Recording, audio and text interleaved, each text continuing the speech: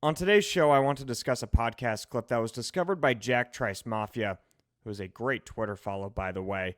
In this clip, Matt Campbell is being interviewed by John Perry on the Never Stop Getting Better podcast. I'll leave a full link for that in the description if you want to listen to the full interview. In the clip I'm about to share, Campbell is talking about the heights that his program reached in 2020 by winning the Fiesta Bowl, reaching the Big 12 championship for the first time.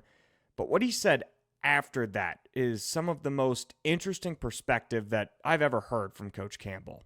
At that point it was a unique kind of time here because I think probably number one, it was great for the success to happen, but after that point, I think everybody drew a line in the sand and said Iowa State shouldn't be beating you. And now all of a sudden, it didn't matter who you were playing or where you were going to play, but you were going to get everybody's best shot, and they were going to fight you, and they wanted to put you back where you belong.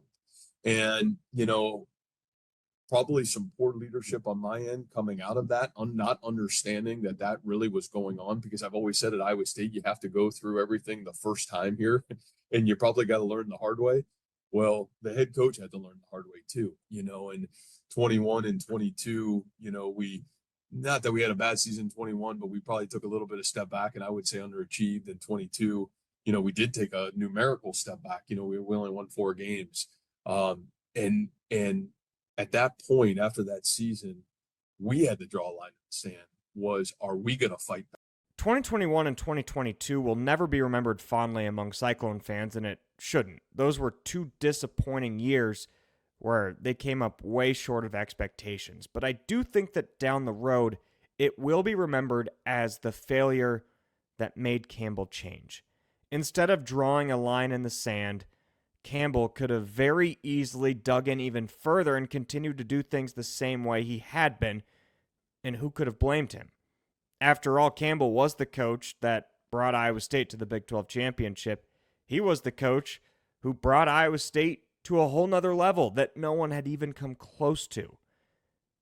So he could have dug in, and he didn't. And that's where I think he gets all of the credit. Because Iowa State had never been a circled game on somebody else's calendar until Campbell came along. That's a challenge that is really hard to be ready for, because teams like Oklahoma and Texas are used to it. Iowa State clearly wasn't in 2021. I don't know where the Campbell era goes from here, but they are coming off of the best season in program history. And they did that while I don't even know if 2024 was technically the best team in school history, because from a roster perspective, I'm going to take the 2020 team if we're going position by position. But that just proves Campbell's point even further. The 2024 team was so well coached, so clutch. They had adapted. That's a program that is ready for the moment. And I don't believe that that is just a one-year thing either. That DNA has proven to be in every aspect of Matt Campbell's program, from the highs of winning in Norman to winning the Fiesta Bowl, all the way to the lows of losing to Ohio, and how they've bounced back from those valleys. Say what you want about resources, recruiting rankings. As long as Matt Campbell is in Ames, that DNA is towards the top of the sport, and that is a great thing for the Iowa State football program. Thanks for tuning in to today's Cyclone Fanatic Daily Update.